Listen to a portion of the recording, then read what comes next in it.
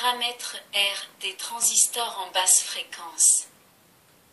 7. Paramètres R.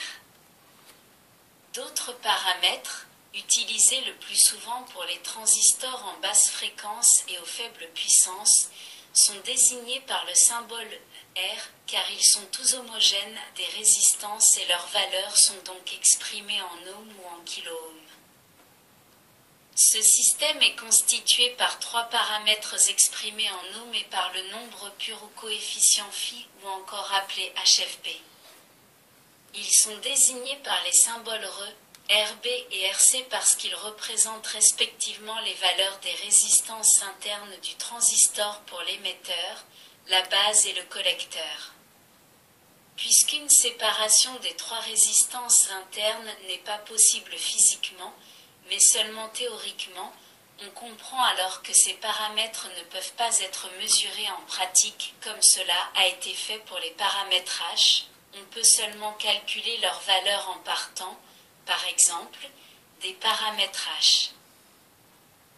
Un des avantages qu'offrent les paramètres R est de permettre l'obtention de formules plus simples lors de la conception d'amplificateurs et de circuits en général.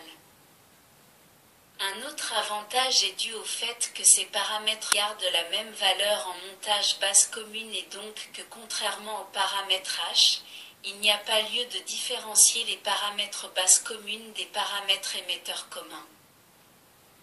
Parfois, dans les manuels des constructeurs, seules sont indiquées les valeurs des paramètres R et du coefficient HFB ou phi, alors qu'il peut être intéressant de connaître les valeurs des paramètres H relatifs au montage basse commune et émetteur commun.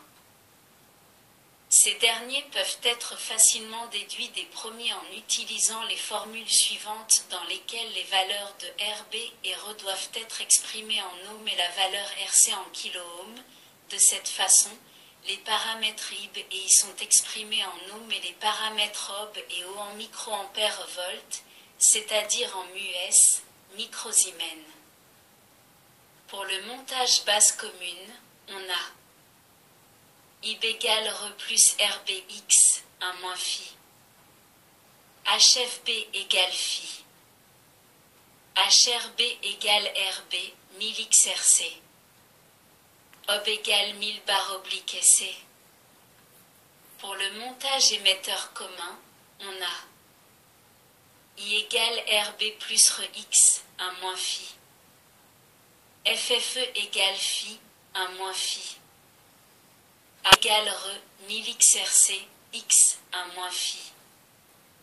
O égale 1000 bar RCX, 1 moins phi. Les paramètres sont obtenus à partir des paramètres H relatifs au montage émetteur commun par les relations suivantes. RB égale I, RO, X, 1 plus FFE. RC égale 1 plus FFE, O. RE égale RO. Phi égale FFE, 1 plus FFE. Ayant obtenu les paramètres R, on peut calculer les paramètres HB avec les formules vues précédemment. Ainsi, en deux étapes de calcul, on peut obtenir les paramètres HB relatifs au montage basse commune qui ne sont pas toujours disponibles, en partant de ceux du montage émetteur commun et. Par exemple, pour I égale 1,1 kiloohm, FFE égale 50, R égale 0,00025, O égale 25 mus.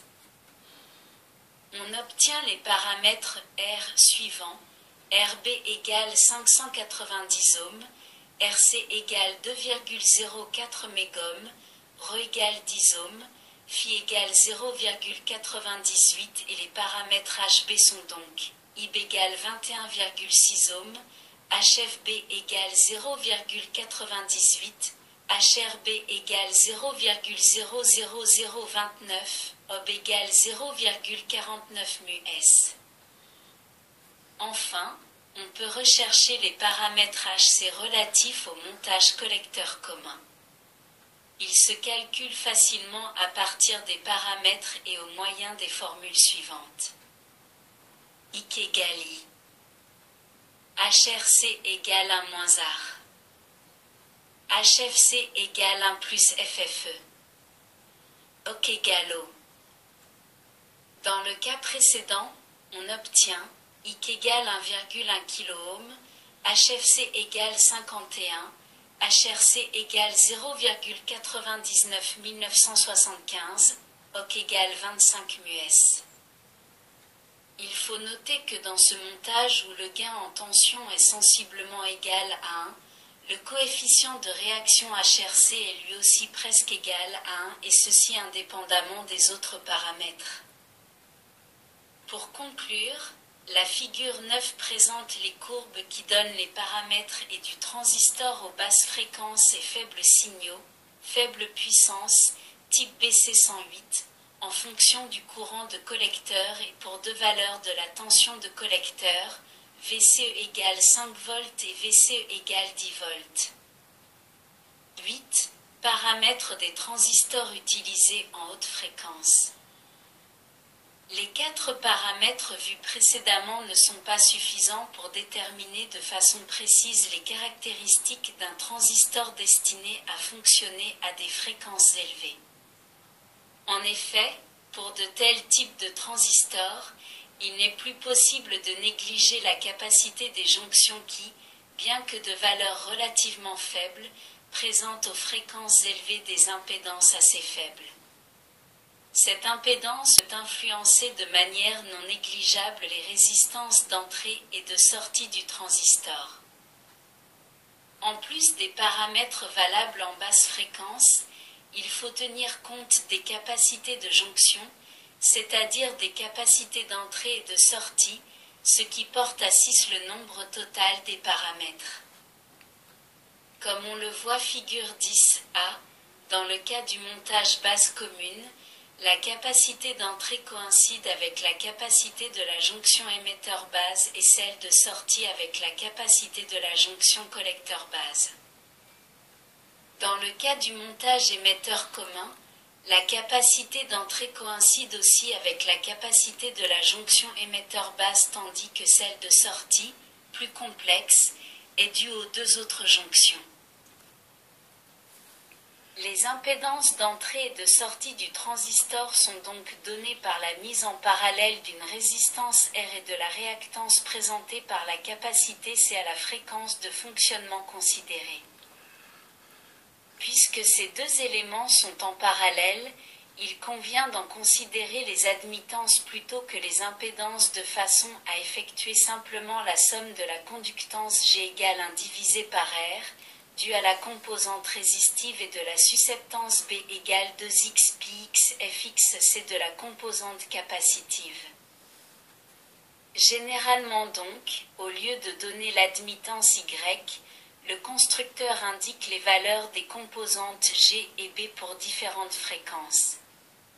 On reporte B sur l'axe vertical et G sur l'axe horizontal d'un diagramme dans lequel chaque point correspond à une valeur déterminée de la fréquence. Un exemple de diagramme relatif au transistor BF195, utilisé dans les circuits à haute fréquence et fréquence intermédiaire des récepteurs radio, est donné à la figure 11.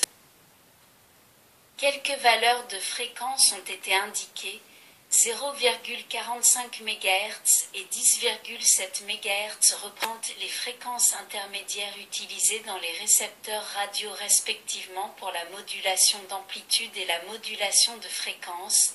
100 MHz représente une des fréquences d'émission possibles en modulation de fréquence, bande de fréquence comprise entre 87 et 108 MHz. En ce qui concerne les coefficients d'amplification et de réaction, ils sont ici définis comme étant le rapport entre les variations du courant de collecteur ou de base et celle de la tension de base ou de collecteur. Ce sont également des admittances. Le coefficient d'amplification Y, F, E, est donné par le rapport entre la variation delta IC du courant de collecteur et la variation delta V, BE, de la tension de base correspondante, soit IFE égale delta IC et delta V, BE.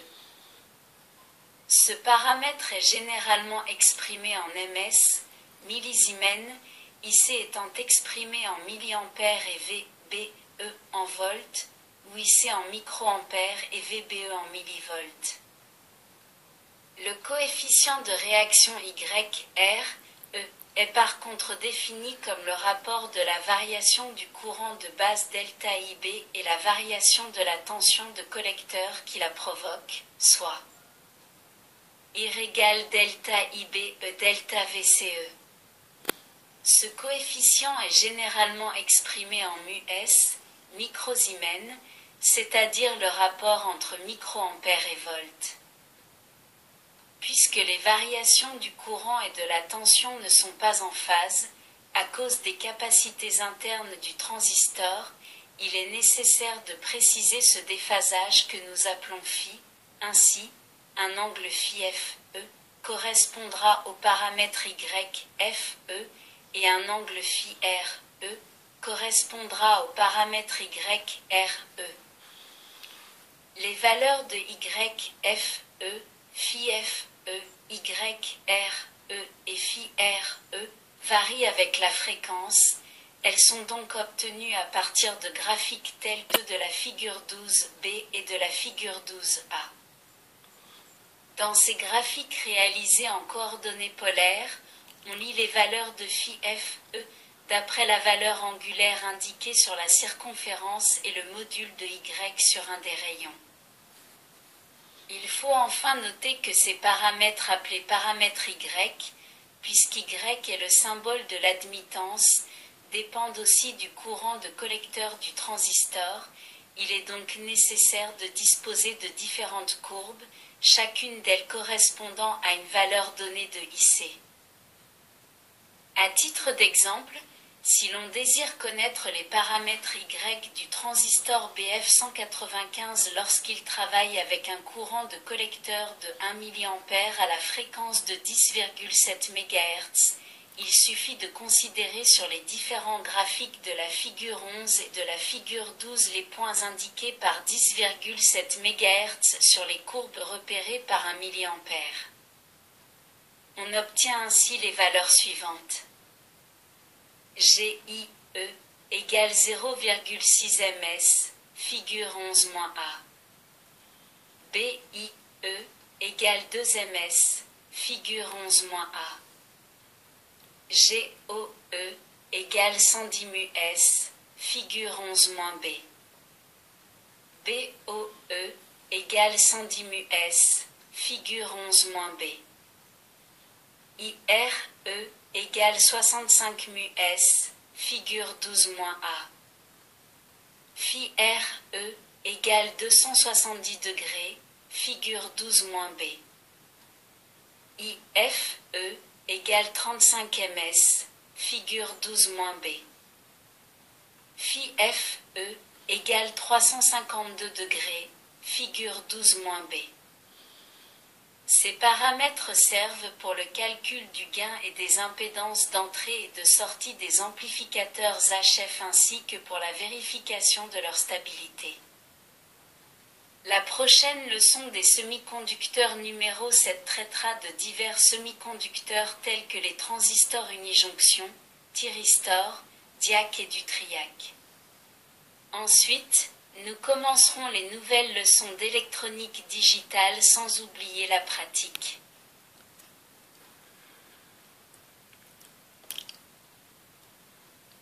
Merci de votre écoute. À bientôt.